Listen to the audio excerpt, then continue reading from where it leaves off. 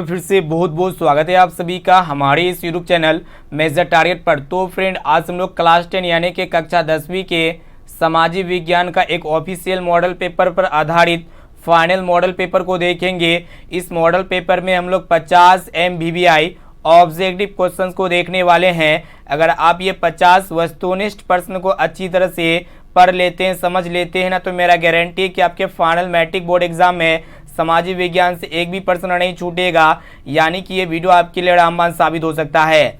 तो फ्रेंड, ये सभी प्रश्न जो है ना आपका NCERT के न्यू पैटर्न पर आधारित है। अगर आप भी इस बार फाइनल एग्जाम देने वाले 2023 में, तो इस वीडियो को शुरू से लेकर आखिरी तक जरूर देखिएगा। ये क्लास आपके लिए रामबाण साबित हो सकता है। तो फ्रेंड, फटाफट से वीडियो को लाइक कर दीजिएगा और दोस्तों चैनल पर नए हैं तो प्लीज़ दोस्तों चैनल को सब्सक्राइब करके बेल आइकन को प्रेस करके ऑल पर जरूर सेलेक्ट कर लीजिएगा। और दोस्तों जो भी विद्यार्थी अभी तक हमारे व्हाट्सएप ग्रुप में नहीं जुड़े हैं तो जल्दी से फटाफट से मेरा व्हाट्सएप नंबर को नोट कीजिए।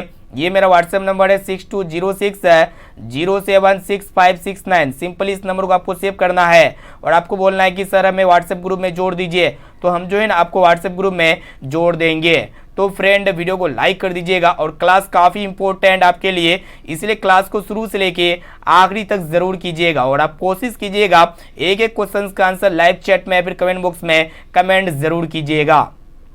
तो चलिए शुरू करते हैं यहाँ पे आज के पहले नंबर प्रश्न से।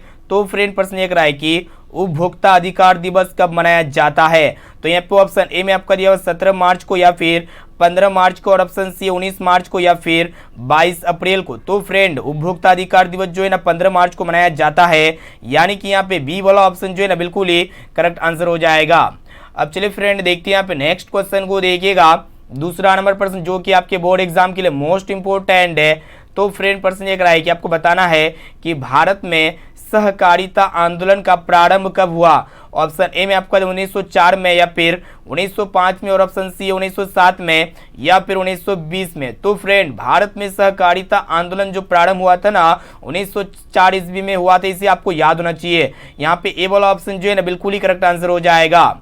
अब आइए फ्रेंड देखते हैं यहाँ पे तीसरा नंबर प्रश्न जो कि आपके बोर्ड एग्जाम में गत वर्ष में काफी बार पूछा जा चुका है। प्रश्न ये कराए कि इनमें से किसे पिछड़ा राज्य कहा जाता है। तो यहाँ पे ऑप्शन ए में आपको दे पंजाब को या फिर केरल को या फिर बिहार को, और ऑप्शन डी है दिल्ली को। तो फ्रेंड, ये प्रश्न काफी सरल है। तो पिछड़ा राज्य किसे कहा जाता है, तो अपना बिहार राज्य को पिछड़ा राज्य कहा जाता है। यहाँ पे सी वाला ऑप्शन जो है ना बिल्कुल ही करेक्ट आंसर हो जाएगा। अब चलिए फ्रेंड देखते हैं यहाँ पे नेक्स्ट क्वेश्चन को देखिएगा जो कि आपके बोर्ड एग्जाम के लिए मोस्ट इंपोर्टेंट है। 100% पूछे जा सकते हैं, सभी क्वेश्चंस काफी इंपोर्टेंट है। तो फ्रेंड, प्रश्न एक रहा है कि सरकार का कौन सा प्रकार सबसे अच्छा माना जाता है। तो यहाँ पे ऑप्शन ए में आपका दिया हुआ राजतंत्र या फिर लोकतंत्र, और ऑप्शन सी है अधिनायकवाद या फिर इनमें से कोई नहीं। तो फ्रेंड, आपको बता देते हैं सरकार का जो ये लोकतंत्र है शासन होता है ना सबसे बेस्ट माना जाता है। यहाँ पे बी वाला ऑप्शन जो है ना बिल्कुल ही करेक्ट आंसर हो जाएगा। अब चलिए फ्रेंड देखते हैं यहाँ पे नेक्स्ट क्वेश्चन को देखिएगा जो कि बहुत ही महत्वपूर्ण है। देखिएगा 5 नंबर प्रश्न गत वर्ष में काफी बार पूछा जा चुका है। क्या करा है कि भूपटल के नीचे का वह स्थान जहां भूकंप का जन्म होता है कहा जाता है। तो यहाँ पे ऑप्शन ए में आपको भूकंप केंद्र या फिर अभी केंद्र या फिर अणु केंद्र या फिर इनमें से कोई नहीं। तो फ्रेंड, भूपटल के नीचे का वह स्थान जहां भूकंप का जन्म होता है उसे हम लोग क्या कहते हैं, भूकंप केंद्र कहते हैं। यहाँ पे ए वाला ऑप्शन जो है ना बिल्कुल ही करेक्ट आंसर हो जाएगा। और दोस्तों एक प्रश्न ये पूछे जा सकते हैं आपके एग्जाम में कि भूकंप की तीव्रता किसके द्वारा मापी जाती है। तो रेक्टर पैमाना के द्वारा मापी जाती है। चलिए देखते हैं यहाँ पे 6 नंबर प्रश्न जो कि आपके बोर्ड एग्जाम के लिए मोस्ट इंपोर्टेंट है। क्या कराए कि यहाँ पे आपको बताना है कि विश्व पर्यावरण दिवस कब मनाया जाता है। तो यहाँ पे ऑप्शन ए में आपको दे 5 जून को या फिर 3 अप्रैल को या फिर 3 सितंबर को या फिर 1 दिसंबर को। तो फ्रेंड, ये जो विश्व पर्यावरण दिवस मनाए जाते हैं ना, कब मनाए जाते हैं, 5 जून को मनाए जाते हैं। यहाँ पे ए वाला ऑप्शन जो है ना बिल्कुल ही करेक्ट आंसर हो जाएगा। जो भी विद्यार्थी अभी तक वीडियो को लाइक नहीं किया ना, प्लीज दोस्तों जल्दी से फटाफट से वीडियो को लाइक कर दीजिएगा। और जो भी विद्यार्थी अभी तक चैनल को सब्सक्राइब नहीं किया ना, प्लीज दोस्तों जल्दी से फटाफट से चैनल को सब्सक्राइब करके बेल आइकन को प्रेस करके जो है ना ऑल पर जरूर सेलेक्ट कर लीजिएगा, क्योंकि यहाँ पे मेजर टारगेट पे जो है ना डेली धमाकेदार क्लास होती है। चलिए देखते हैं यहाँ पे नेक्स्ट क्वेश्चन को देखिएगा। तो फ्रेंड, प्रश्न एक रहा है कि यहाँ पे आपको बताना है कि सत्ता में भागीदारी के सर्वोत्तम प्रणाली कहाँ विकसित की गई है? तो यहाँ पे ऑप्शन ए में आपको दे श्रीलंका में, या फिर भारत में, या फिर बेल्जियम में, या फिर पाकिस्तान में। तो फ्रेंड सत्ता में भागीदारी की सर्वोत्तम प्रणाली जो है ना बेल्जियम में विकसित की गई है। यहाँ पे सी वाला ऑप्शन जो है ना बिल्कुल ही करेक्ट आंसर हो जाएगा। अब आइए फ्रेंड देखते हैं यहाँ पे 8 नंबर प्रश्न जो कि आपके बोर्ड एग्जाम के लिए मोस्ट इंपोर्टेंट है। यहाँ पे आपको बताना है कि ताड़ी विरोधी आंदोलन निम्नलिखित में से किस प्रांत में शुरू किया गया? ऑप्शन ए में आपको दे बिहार में, या फिर उत्तर प्रदेश में, या फिर आंध्र प्रदेश में, या फिर तमिलनाडु में। तो फ्रेंड आपको बता देते हैं ये जो ताड़ी विरोधी आंदोलन है ना किस प्रांत से शुरू किया गया था, किस राज्य से शुरू किया गया था? तो आंध्र प्रदेश राज्य से शुरू किया गया। तो यहाँ पे सी वाला ऑप्शन जो है ना बिल्कुल ही करेक्ट आंसर हो जाएगा। अब चलिए फ्रेंड देखते हैं यहाँ पे नेक्स्ट क्वेश्चन को देखिएगा जो कि आपके बोर्ड एग्जाम के लिए बहुत ही महत्वपूर्ण है। प्रश्न एक रहा है कि भारत में वित्तीय वर्ष कहा जाता है। तो फ्रेंड ये प्रश्न आपको काफी बार बता चुके हैं। भारत में जो वित्तीय वर्ष कहा जाता है ना कब से कब तक होता है वित्तीय वर्ष भारत में? तो 1 अप्रैल से 31 मार्च तक जो है ना भारत में वित्तीय वर्ष कहा जाता है। यहाँ पे सी वाला ऑप्शन जो है ना बिल्कुल ही करेक्ट आंसर हो जाएगा। अब चलिए फ्रेंड देखते हैं यहाँ पे नेक्स्ट क्वेश्चन को देखिएगा जो कि आपके बोर्ड एग्जाम के लिए मोस्ट इंपोर्टेंट है। ठीक है, एक एक क्वेश्चन का आंसर जो है आपको लाइव चैट में या फिर कमेंट बॉक्स में कमेंट करके बताते हुए जाना है। तो फ्रेंड प्रश्न एक रहा है कि लोकतंत्र में चुनाव में भाग लेने और अपने प्रतिनिधियों को चुनने का अधिकार किसे? काफी महत्वपूर्ण है। तो फ्रेंड ऑप्शन ए में आपका दिया हुआ है निर्वाचन आयोग को, या फिर जनता को, या फिर ऑप्शन सी में आपका दिया हुआ है आपराधिक छवि वाले लोगों को, या फिर धनाधन वर्ग को। तो फ्रेंड आपको बता देते हैं लोकतंत्र में चुनाव में भाग लेने और अपने प्रतिनिधियों को चुनने का अधिकार किसे है वही आपको बताना है। तो जनता को, इसे आपको याद होना चाहिए। यहाँ पे भी वाला ऑप्शन जो है ना बिल्कुल ही करेक्ट आंसर हो जाएगा। अब चलिए फ्रेंड देखते हैं यहाँ पे नेक्स्ट क्वेश्चन जो कि आपके बोर्ड एग्जाम के लिए बहुत ही महत्वपूर्ण है। तो फ्रेंड प्रश्न एक रहा है कि यहाँ पे आपको बताना है कि भारतीय लोकतंत्र के कितने अंग है? तो यहाँ पे ऑप्शन ए में आपको 1 अंग, या फिर 3 अंग, या फिर 4 अंग, और ऑप्शन डी है 5 अंग। तो फ्रेंड आपको बता देते हैं भारतीय लोकतंत्र के कितने अंग है? तो 3 अंग है, इसे आपको याद होना चाहिए। यहाँ पे बी वाला ऑप्शन जो है ना बिल्कुल ही करेक्ट आंसर हो जाएगा। अब चलिए फ्रेंड देखते हैं यहाँ पे नेक्स्ट क्वेश्चन की तरफ बढ़ चलते हैं जो कि बोर्ड एग्जाम में काफी महत्वपूर्ण है। प्रश्न एक रहा है कि भारत में संघ एवं राज्यों के बीच अधिकारों का विभाजन कितनी सूचियों में हुआ है? काफी महत्वपूर्ण है। तो फ्रेंड आपको बता देते हैं भारत में संघ एवं राज्यों के बीच अधिकारों का विभाजन जो हुआ है ना कितने सूचियों में हुआ है? 3 सूचियों में हुआ है। क्या क्या? संघीय सूची, राज्य सूची और समवर्ती सूची। यानी कि यहाँ पे सी वाला ऑप्शन जो है ना बिल्कुल ही करेक्ट आंसर हो जाएगा। अब चलिए फ्रेंड देखते हैं यहाँ पे 13 नंबर प्रश्न क्या कराए कि वर्तमान में नेपाल की शासन प्रणाली है। तो यहाँ पे ऑप्शन ए में आपका दिया लोकतंत्रात्मक, या फिर प्रजातंत्रात्मक, या फिर राजतंत्र, या फिर ऑप्शन डी में आपका दिया हुआ है इनमें से कोई नहीं। तो फ्रेंड वर्तमान में नेपाल की जो शासन प्रणाली है ना लोकतंत्रात्मक है, इसे आपको याद होना चाहिए। यहाँ पे ए वाला ऑप्शन जो है ना बिल्कुल ही करेक्ट आंसर हो जाएगा। अब चलिए फ्रेंड देखते हैं यहाँ पे नेक्स्ट क्वेश्चन को देखिएगा। तो फ्रेंड प्रश्न एक रहा है कि संघीय व्यवस्था में सरकार होती है। तो यहाँ पे ऑप्शन ए में आपको दोहरी, या फिर एकल, या फिर ए और बी दोनों, या फिर इनमें से कोई नहीं। तो फ्रेंड संघीय व्यवस्था में जो सरकार होती है ना दोहरी होती है। यानी कि यहाँ पे ए वाला ऑप्शन जो है ना बिल्कुल ही करेक्ट आंसर हो जाएगा।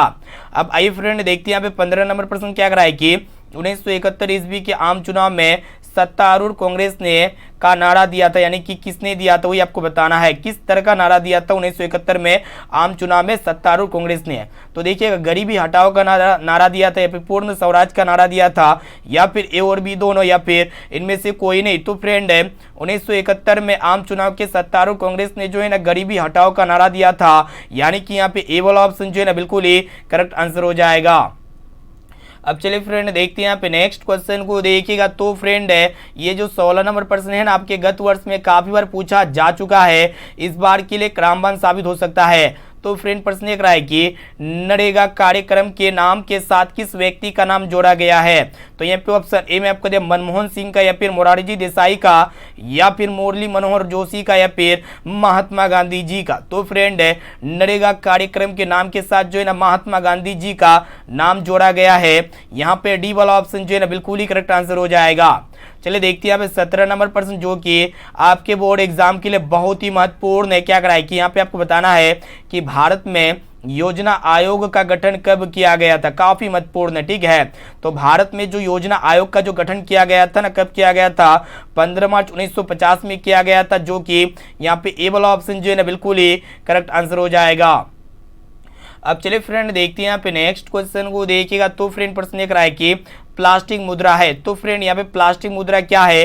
प्लास्टिक मुद्रा एक प्रकार के एटीएम होता है। और दोस्तों एटीएम का फुल फॉर्म क्या होता है? ऑटोमेटिक टेलर मशीन होता है। साथ में से भी आपको याद होना चाहिए। अब चलिए फ्रेंड देखते हैं यहाँ पे नेक्स्ट क्वेश्चन क्या कराए कि यहाँ पे आपको बताना है कि भारत का वित्तीय राजधानी किस शहर को कहा जाता है। तो देखिएगा ऑप्शन ए में आपको मुंबई शहर को, या फिर दिल्ली को, या फिर पटना को, या फिर बेंगलुरु को। तो फ्रेंड भारत का जो फाइनेंशियल कैपिटल यानी कि वित्तीय राजधानी जो ना मुंबई शहर को कहा जाता है। यहाँ पे ए वाला ऑप्शन जो है ना बिल्कुल ही करेक्ट आंसर हो जाएगा। अब चलिए फ्रेंड देखते हैं यहाँ पे नेक्स्ट क्वेश्चन की तरफ बढ़ चलते हैं, जो कि आपके बोर्ड एग्जाम के लिए बहुत ही महत्वपूर्ण है। यहाँ पे आपको बताना है कि भारत का प्रथम तेल शोधक कारखाना कहाँ स्थित है। तो यहाँ पे ऑप्शन ए में आपको दे मथुरा में, या फिर ब्रौनी में, या फिर डिगबोई में, और ऑप्शन डी में आपका दिया गुवाहाटी में। तो फ्रेंड भारत का प्रथम तेल शोधक कारखाना जो है डिगबोई में स्थित है, इसे आपको याद होना चाहिए। यहाँ पे सी वाला ऑप्शन जो है ना बिल्कुल ही करेक्ट आंसर हो जाएगा। अब चलिए फ्रेंड देखते हैं यहाँ पे नेक्स्ट क्वेश्चन को देखिएगा। यहाँ पे आपको बताना है कि बाजार का स्वरूप विश्वव्यापी किस क्रांति के बाद हुआ। तो देखिएगा ऑप्शन ए में आपका दिया औद्योगिक क्रांति के बाद, या फिर अमेरिकी क्रांति के बाद, या फिर फ्रांसीसी क्रांति के बाद, या फिर चीनी क्रांति के बाद। तो फ्रेंड आपको बता देते हैं ये बाजार का जो स्वरूप वैश्वव्यापी जो हुआ था ना औद्योगिक क्रांति के बाद शुरू हुआ था। यहाँ पे ए वाला ऑप्शन जो है ना बिल्कुल ही करेक्ट आंसर हो जाएगा। अब चलिए फ्रेंड देखते हैं यहाँ पे नेक्स्ट क्वेश्चन को देखिएगा, जो कि आपके बोर्ड एग्जाम के लिए बहुत इंपॉर्टेंट है, ठीक है। तो फ्रेंड प्रश्न एक रहा है कि कागज का आविष्कार किस देश में हुआ। ऑप्शन ए में आपको चीन देश में, या फिर जापान देश में, या फिर जर्मनी देश में, या फिर रोम देश में। तो फ्रेंड कागज का आविष्कार जो हुआ था ना चीन देश में हुआ था। यहाँ पे ए वाला ऑप्शन जो है ना बिल्कुल ही करेक्ट आंसर हो जाएगा। चलिए देखते हैं यहाँ पे नेक्स्ट क्वेश्चन को देखिएगा क्या कराए कि यहाँ पे आपको बताना है कि नेपोलियन संहिता किस वर्ष लागू की गई। तो फ्रेंड नेपोलियन संहिता जो लागू की गई थी ना 1804 में लागू की गई थी। यहाँ पे डी वाला ऑप्शन जो है ना बिल्कुल ही करेक्ट आंसर हो जाएगा। अब चलिए फ्रेंड देखते हैं यहाँ पे नेक्स्ट क्वेश्चन को देखिएगा। तो फ्रेंड है आज के इस वीडियो में हम लोग जो ना क्लास 10 के सामाजिक विज्ञान को ऑफिशियल मॉडल पेपर पर आधारित हम लोग फाइनल मॉडल पेपर को देख रहे हैं। अगर आप भी इस बार मैट्रिक के बोर्ड एग्जाम देने वाले 2028 में, तो इस क्लास को शुरू से लेकर आखिरी तक जरूर कीजिएगा, क्योंकि आज के इस क्लास में हम लोग ऐसे ऐसे महत्वपूर्ण प्रश्न को लेके आए हुए हैं जो आपके बोर्ड एग्जाम में 100% 100% लड़ेगा ही लड़ेगा। आप कोशिश कीजिएगा कि एक एक क्वेश्चन का आंसर जो है ना लाइव चैट में या फिर कमेंट बॉक्स में कमेंट जरूर कीजिएगा। चलिए फ्रेंड देखते हैं यहाँ पे 24 नंबर प्रश्न क्या कराए कि यहाँ पे आपको बताना है कि भारत में सबसे बड़ा लौह अयस्क उत्पादक राज्य कौन सा है। तो यहाँ पे ऑप्शन ए में आपको कर्नाटक, या फिर झारखंड, या फिर गोवा, और ऑप्शन डी उड़ीसा। तो फ्रेंड आपको बता देते हैं भारत में जो सबसे बड़ा लौह अयस्क उत्पादक राज्य है ना कौन सा राज्य है? कर्नाटक राज्य, इसे आपको याद होना चाहिए। यहाँ पे ए वाला ऑप्शन जो है ना बिल्कुल ही करेक्ट आंसर हो जाएगा। अब चलिए फ्रेंड देखते हैं यहाँ पे 25 नंबर प्रश्न, जो कि आपके बोर्ड एग्जाम के लिए बहुत इंपॉर्टेंट है। तो फ्रेंड प्रश्न एक रहा है कि कपास उत्पादन के लिए उपयुक्त मिट्टी कौन सी है। तो यहाँ पे ऑप्शन ए में आपको लाल मिट्टी, या फिर काली मिट्टी, या फिर पीली मिट्टी, और ऑप्शन डी है भूरी मिट्टी। तो फ्रेंड कपास उत्पादन के लिए काली मिट्टी उपयुक्त मिट्टी होती है। यहाँ पे बी वाला ऑप्शन जो है ना बिल्कुल ही करेक्ट आंसर हो जाएगा।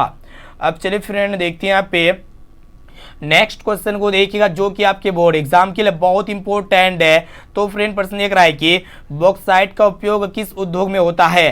तो यहाँ पे ऑप्शन ए में आपको जूट उद्योग में, या फिर तांबा उद्योग में, या फिर सीमेंट उद्योग में, या फिर एल्यूमिनियम उद्योग में। तो फ्रेंड आपको बता देते हैं ये बॉक्साइट का जो उपयोग होता है ना किस उद्योग में होता है वही आपको बताना है, ठीक है। तो एल्यूमिनियम उद्योग में होता है। यहाँ पे डी वाला ऑप्शन जो है ना बिल्कुल ही करेक्ट आंसर हो जाएगा। अब चलिए फ्रेंड देखते हैं यहाँ पे 27 नंबर प्रश्न, जो कि आपके बोर्ड एग्जाम के लिए बहुत ही महत्वपूर्ण है। यहाँ पे आपको बताना है कि श्रीलंका के बहुसंख्यक समुदाय की भाषा है। तो यहाँ पे ऑप्शन ए में आपको दे हिंदी, या फिर तमिल, या फिर सिन्हली, या फिर फ्रेंच। तो फ्रेंड है श्रीलंका के बहुसंख्यक समुदाय की भाषा क्या? सिन्हली भाषा है। यहाँ पे सी वाला ऑप्शन जो है ना बिल्कुल ही करेक्ट आंसर हो जाएगा।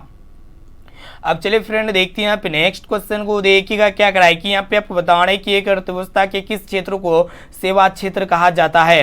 तो यहाँ पे ऑप्शन ए में आपको प्राथमिक क्षेत्र को, या फिर द्वितीय क्षेत्र को, या फिर तृतीय क्षेत्र को, या फिर इनमें से सभी को। तो फ्रेंड आपको बता देते हैं ये तृतीय क्षेत्र को जो है ना सेवा क्षेत्र कहा जाता है, और दोस्तों कृषि क्षेत्र को प्राथमिक क्षेत्र भी कहा जाता है, और उद्योग क्षेत्र को द्वितीयक क्षेत्र भी कहा जाता है। इसे आपको याद होना चाहिए। अब चलिए फ्रेंड देखते हैं यहाँ पे नेक्स्ट क्वेश्चन को देखिएगा, जो कि आपके बोर्ड एग्जाम के लिए बहुत ही महत्वपूर्ण है। यहाँ पे आपको बताना है कि विश्व व्यापार संगठन की स्थापना कब हुई थी, जिसको हम लोग क्या कहते हैं, वर्ल्ड ट्रेड ऑर्गेनाइजेशन कहते हैं। तो फ्रेंड विश्व व्यापार संगठन की जो स्थापना हुई थी ना 1995 ईस्वी में हुई थी, इसे आपको याद होना चाहिए। यहाँ पे सी वाला ऑप्शन जो है ना बिल्कुल ही करेक्ट आंसर हो जाएगा। अब चलिए फ्रेंड देखते हैं यहाँ पे नेक्स्ट क्वेश्चन को देखिएगा, जो कि बोर्ड एग्जाम के लिए बहुत ही इंपॉर्टेंट है। क्या कराएगी सबसे, यहाँ पे आपको बताना है कि सबसे पहली भूमिगत रेल कब बनी। तो देखिएगा ऑप्शन ए में आपका दिया 1863 में, या फिर 1864 में, या फिर 1865 में, या फिर 1866 में। तो फ्रेंड सबसे पहले जो भूमिगत रेल कब बनी थी, 1863 ईस्वी में बनी थी, इसे आपको याद होना चाहिए। और दोस्तों एक प्रश्न ये पूछे जाते हैं कि भारत में सबसे पहले रेल मतलब कहाँ पे चली थी, तो मुंबई और थाने के बीच चली थी, इसे आपको याद होना चाहिए। अब चलिए फ्रेंड देखते हैं यहाँ पे 31 नंबर प्रश्न को देखिएगा, जो कि आपके बोर्ड एग्जाम के लिए बहुत इंपॉर्टेंट है। क्या कराएगी, यहाँ पे आपको बताना है कि गिरमिटिया किसे कहा जाता है। तो यहाँ पे ऑप्शन ए में आपका दिया हुआ है अनुबंधित मजदूर को, या फिर रोगियों को, या फिर छिपकली को, या फिर अंग्रेजों को। तो फ्रेंड आपको बता देते हैं ये जो गिरमिटिया मजदूर कहा जाता है ना, अनुबंधित मजदूरों को कहा जाता है। यहाँ पे ए वाला ऑप्शन जो है ना बिल्कुल ही करेक्ट आंसर हो जाएगा। अब चलिए फ्रेंड देखते हैं यहाँ पे नेक्स्ट क्वेश्चन को देखिएगा, आपके 32 नंबर प्रश्न, जो कि आपके बोर्ड एग्जाम के लिए बहुत इंपॉर्टेंट है। तो फ्रेंड प्रश्न एक रहा है कि यहाँ पे आपको बताना है कि मुद्रण तकनीक का विकास सर्वप्रथम कहाँ हुआ था। तो देखिएगा ऑप्शन ए में आपको दे भारत में, या फिर चीन में, या फिर इंग्लैंड में, या फिर इटली में। तो फ्रेंड आपको बता देते हैं मुद्रण तकनीक का विकास जो हुआ था ना सबसे पहले चीन देश में हुआ था, इसे आपको याद होना चाहिए। यहाँ पे बी वाला ऑप्शन जो है ना बिल्कुल ही करेक्ट आंसर हो जाएगा। अब चलिए फ्रेंड देखते हैं यहाँ पे 33 नंबर प्रश्न को देखिएगा, यहाँ पे आपको बताना है कि अल हिलाल का संपादन किया, यानी कि किसने किया था। तो फ्रेंड अल हिलाल का जो संपादन किया था ना, किसने किया था, मौलाना आजाद जी ने किया था, इसे आपको याद होना चाहिए। यानी कि यहाँ पे ए वाला ऑप्शन जो है ना बिल्कुल ही करेक्ट आंसर हो जाएगा। अब चलिए फ्रेंड देखते हैं यहाँ पे नेक्स्ट क्वेश्चन को देखिएगा, 34 नंबर प्रश्न, जो कि बोर्ड एग्जाम के लिए बहुत इंपॉर्टेंट है। आप कोशिश कीजिएगा कि एक एक क्वेश्चन का आंसर जो है लाइव चैट में कमेंट बॉक्स में कमेंट जरूर कीजिएगा, और दोस्तों क्लास को शुरू से लेकर आखिरी तक जरूर कीजिएगा। हम आपको बताएंगे कि क्लास 10 के सभी सब्जेक्ट का नोट्स आप कहाँ से डाउनलोड कर सकते हैं। तो फ्रेंड प्रश्न एक रहा है कि रूस की बोल्शेविक क्रांति का नेतृत्व किसने किया। तो देखिएगा ऑप्शन ए में आपको दे केरेंस्की ने, या फिर ट्रॉट्स्की ने, या फिर लेनिन ने, या फिर स्टालिन ने। तो फ्रेंड रूस की बोल्शेविक क्रांति का जो नेतृत्व किए थे ना, किसने किए थे, वही आपको बताना है। तो लेनिन जी ने किए थे। यहाँ पे सी वाला ऑप्शन जो है बिल्कुल ही करेक्ट आंसर हो जाएगा। अब आइए फ्रेंड देखते हैं यहाँ पे 35 नंबर प्रश्न क्या कराए कि सूचना के अधिकार संबंधी कानून कब बना। तो फ्रेंड सूचना के अधिकार संबंधी जो कानून बना था ना 2005 ईस्वी में बना था, इसे आपको याद होना चाहिए। यहाँ पे बी वाला ऑप्शन जो है ना बिल्कुल ही करेक्ट आंसर हो जाएगा। अब चलिए फ्रेंड देखते हैं यहाँ पे नेक्स्ट क्वेश्चन को देखिएगा, जो कि आपके बोर्ड एग्जाम के लिए बहुत इंपॉर्टेंट है। प्रश्न ये कराए कि निम्नलिखित खनिजों में कोडरमा किससे संबंधित है। तो यहाँ पे ऑप्शन ए में आपको दे बॉक्साइट, या फिर अभ्रक, या फिर लोह अयस्क, या फिर तांबा। तो फ्रेंड आपको बता देते हैं ये जो अभ्रक है ना, ये कोडरमा से संबंधित है, इसे आपको याद होना चाहिए। कोडरमा किससे संबंधित है, अभ्रक से संबंधित है। यहाँ पे बी वाला ऑप्शन जो है ना बिल्कुल ही करेक्ट आंसर हो जाएगा। ये भी प्रश्न जो है ना गत वर्ष में काफी बार पूछा जा चुका है, इसलिए आप इस प्रश्न को अच्छी तरह से नोट कर लीजिएगा। देखते हैं यहाँ पे 37 नंबर प्रश्न क्या कराए कि यहाँ पे आपको बताना है कि निम्नलिखित कौन राष्ट्रीय दल नहीं है। तो फ्रेंड यहाँ पे आपको बताना है कि कौन जो है राष्ट्रीय दल नहीं है। तो देखिएगा ऑप्शन ए में आपका देखिए कांग्रेस पार्टी, या फिर बहुजन समाज पार्टी, या फिर लोक जनशक्ति पार्टी, या फिर भारतीय जनता पार्टी। तो फ्रेंड आपको बता देते हैं कि कौन जो है ना राष्ट्रीय दल नहीं है। तो देखिएगा दोस्तों यहाँ पे लोक जनशक्ति पार्टी जो है ना ये राष्ट्रीय दल नहीं है, यानी कि यहाँ पे सी वाला ऑप्शन जो है ना बिल्कुल ही करेक्ट आंसर हो जाएगा। अब आइए फ्रेंड देखते हैं यहाँ पे 38 नंबर प्रश्न, जो कि आपके बोर्ड एग्जाम के लिए मोस्ट इंपोर्टेंट है। तो फ्रेंड प्रश्न ये है कि यहाँ पे आपको बताना है कि भारत में किस तरह के लोकतंत्र की व्यवस्था की गई है।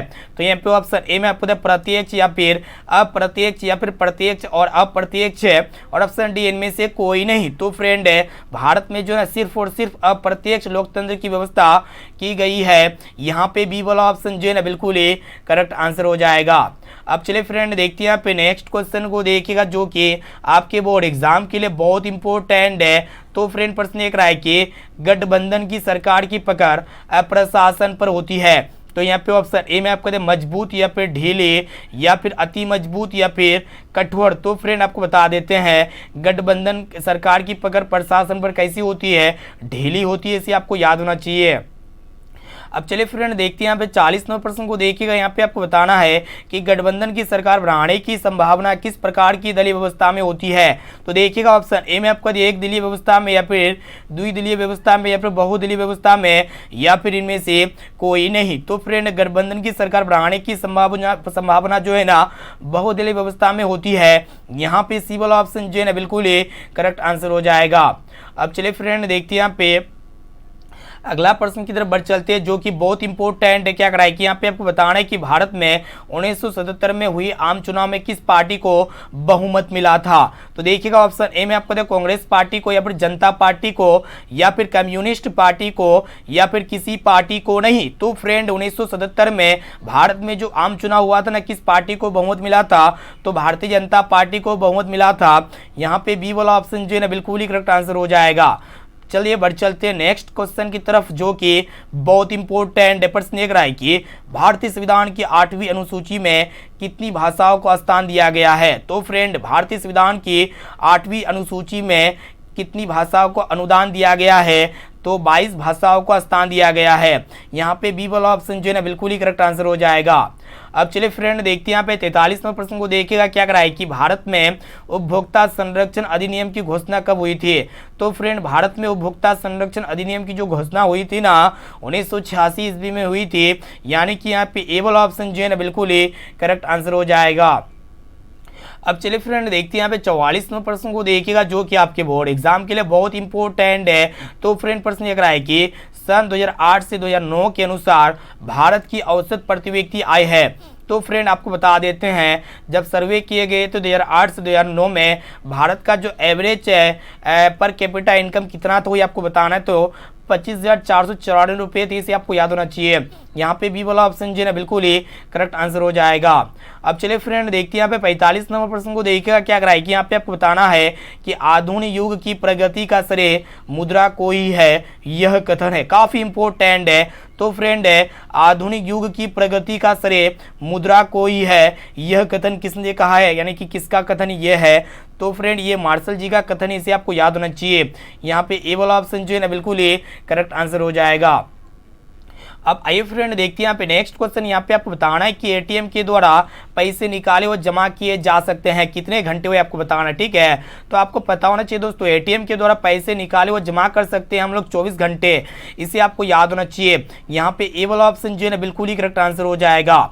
चलिए देखते हैं यहाँ पे नेक्स्ट क्वेश्चन। यहाँ पे आपको बताना है कि आउटसोर्सिंग का प्रमुख क्षेत्र है। तो फ्रेंड आउटसोर्सिंग का जो सर्वप्रमुख क्षेत्र है ना, कौन सा क्षेत्र है, वही आपको बता देना है। तो फ्रेंड भारत अपना देश है आउटसोर्सिंग का प्रमुख क्षेत्र, यानी कि यहाँ पे ए वाला ऑप्शन जो है ना बिल्कुल ही करेक्ट आंसर हो जाएगा।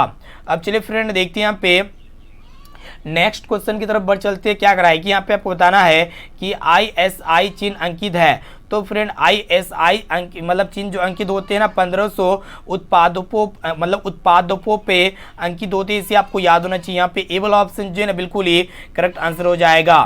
तो फ्रेंड यहाँ पे हम लोग जो है ना फाइनली क्लास 10 के सोशल साइंस का ऑफिशियल मॉडल पेपर पर आधारित हम लोग काफ़ी महत्वपूर्ण है 48 मोस्ट इंपोर्टेंट वस्तुनिष्ठ प्रश्न को देख चुके हैं। तो आप हमें जल्दी से फटाफट से कमेंट करके बताइए ये 48 प्रश्न में से आपको पहले से कितना प्रश्न का सही और सटीक आंसर याद था। इसका जवाब आपको इसी वीडियो में कमेंट करके बता देना है। और दोस्तों इनके साथ साथ ये SW क्वेश्चन का आंसर क्या लगता है कि तीन कटिया प्रणाली लागू होता है किस पे, उद्योगपतियों पर या फिर व्यापारियों पर या फिर श्रमिकों पर या फिर किसानों पर। तो इसका आंसर जो भी लगता है ना, तो जल्दी से आप हमें कमेंट करके बता दीजिएगा। और दोस्तों जो भी विद्यार्थी अभी तक नोट्स नहीं प्राप्त किए हैं साइंस में फिजिक्स केमिस्ट्री का, तो जल्दी चलिए हम कैसे आपको कैसे डाउनलोड करना है आपको स्टेप बाय स्टेप बताते हैं। तो जब तक आप वीडियो को लाइक कीजिए और चैनल को अभी तक आप सब्सक्राइब नहीं किए हैं ना, तो प्लीज़ दोस्तों जल्दी से चैनल को सब्सक्राइब करके बेल आइकन को प्रेस करके जो है ना ऑल पर जरूर कर लीजिएगा, ठीक है।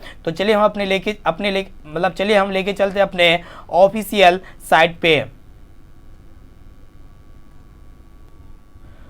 फ्रेंड क्लास 10 के फिजिक्स और केमिस्ट्री का नोट्स हम दे चुके हैं काफ़ी सारे विद्यार्थियों को। अगर आप अभी तक डाउनलोड नहीं कर पाए ना तो सिंपली आपको अपने मोबाइल के क्रोम ब्राउज़र पे चले आना पड़ेगा। उसके बाद यहाँ पे सर्च बार में आपको सर्च करना होगा measuretargets.com। तो जैसे आप सर्च करते ना कुछ इस तरह का आपका फ्रंट पेज खुल के आएगा। तो आपको कुछ नहीं करना है, सिंपली यहाँ पे मैट्रिक एग्जाम इसमें आपको क्लिक कर देना है पहले वाले लिंक पे। तो फ्रेंड जैसे आप इसमें क्लिक कर देते ना तो नीचे स्क्रॉल डाउन कीजिएगा, नीचे आइएगा तो यहाँ पे अगर आपको नहीं मिलेगा ना तो नीचे स्क्रॉल डाउन कीजिएगा तो यहाँ पे एजुकेशन वाला सेक्शन में आपको मिल जाएगा।